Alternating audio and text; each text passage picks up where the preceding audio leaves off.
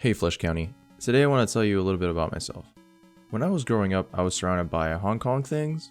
They got this thing called TVB, where they made a bunch of Chinese soap operas, and I always used to watch them. I can even still sing Cantonese commercial jingles for this soy sauce brand.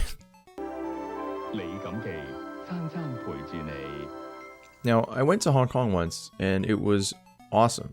The neon lights, the outside food, it was just dope all around. But the stuff I love the most about Hong Kong? The movies.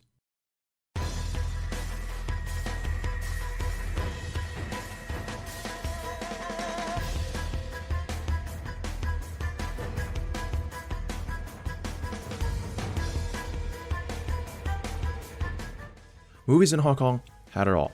Action, cops, guns, undercover cops, bullets, slow-mo, martial arts, drama, and undercover cops. All very diverse ingredients that coalesce together and create awesome media that I wholeheartedly recommend. Some of my favorite movies that involve said ingredients are Killzone, Hard Boiled, Infernal Affairs, Police Story, Fight Back to School, Flashpoint, but my favorite of all of them? Dude, it's not even a movie. It's Sleeping Dogs.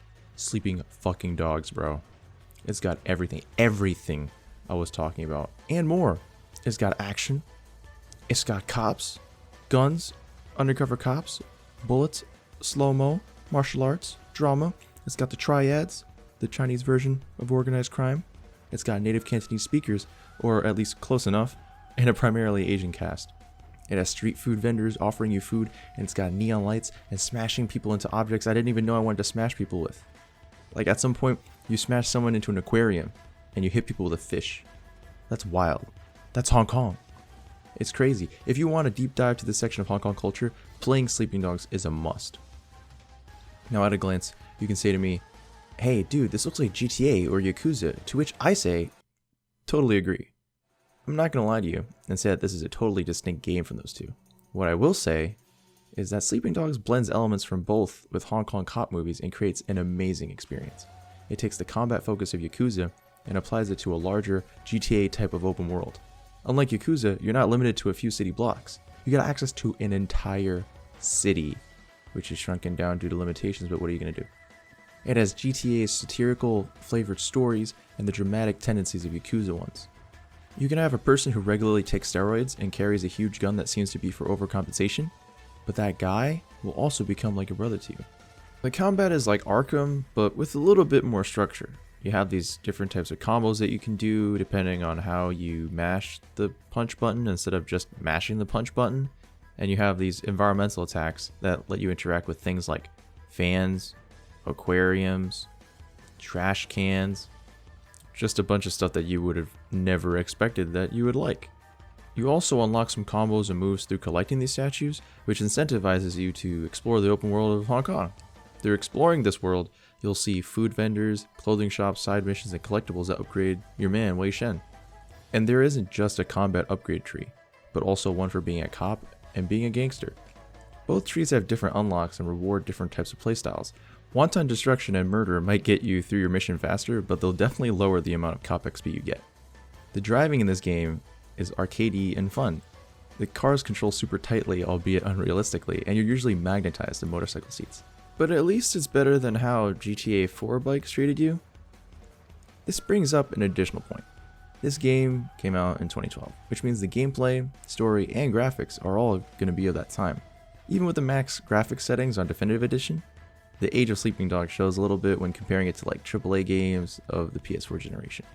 It looks okay, has some visual bugs here and there, and overall, it looks like a PS3.5 game, but still solid. And the story. Whoo boy! The story is absolutely wonderful. See, this game isn't about being the best open world game or the best crime story game.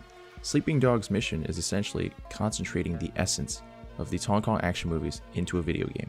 The game serves the story, and the story serves the game. You start off as like a low-level enforcer, so you do some side missions and help people out. And as you do that, you start moving up in the ranks, but you don't want to forget that you're a cop, so you do cop missions. The people in the world criticize your clothing choices if you aren't matching, so you gotta stay fresh. Basically, the game has a very clear direction, and everything is about keeping you in this flow and mindset. United Front, the developers, they want you to be Wei Shen. They want you to be this ridiculously guarded and dangerous undercover cop. They want you to balance helping the little guys, being a cop, and taking down the triad. And they want you to look cool while doing it. The story moves you from action set piece to action set piece near the end, but before that, it gets you invested in these characters. Before you get to world-shattering events, you build up the world with small fights between Dog Eyes and your big boy Winston. You help your boy Jackie Maw steal some counterfeit watches, and you frustrate your handler Raymond and have talks about ethics a bajillion times. These characters are funny and sincere, if a bit stereotypical, but they ground the world and allow you to immerse yourself in it. It makes me feel like I'm the main character in my favorite Hong Kong action movies. Overall, the game is like a 8 out of 10.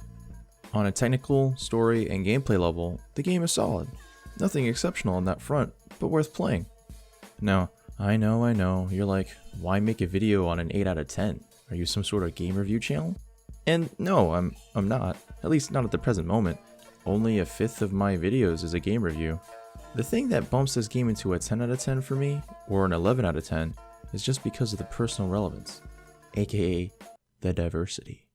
The whole first minutes of the video, where I gush about Hong Kong and its culture, that's why I love this game. I'm a first generation guy whose parents are from Hong Kong. I've grown up surrounded by that culture and even been there a couple times. For me, the opportunity to be there and to be amongst people like myself is breathtaking. A whole game with a primarily Asian cast. People speaking the language of my family. It takes everything great about the sector of Hong Kong culture and thrusts it into the forefront and decides to make a game out of it. It's like Crazy Rich Asians, except it's not just Chinese people, it's just pinpointed and focused. It allows me to get a deep dive into my own culture and be a virtual tourist in a place that I haven't been in years. Sleeping Dogs is a love letter written to my childhood and my Hong Kong heritage, and it always makes me feel all warm and fuzzy inside. It feels like it was tailor-made for me and all other children of Hong Kong immigrants. The kids that grew up watching VCDs of Stephen Chow and Chow Yun-fat and all other Chow-named people. When I usually play a character in a video game, they don't normally look like me. And even if people who do look like me appear, they're usually not playable, and they might speak another language. But this guy, and everyone in this game, they all speak my language. And I get to play as a guy that looks like me. It's a simple little feeling of representation that you don't really understand until you experience it. Sleeping Dogs is dope as fuck. Don't let anyone tell you different. Thanks for watching, guys. Stay cool, and as always, stay fleshy.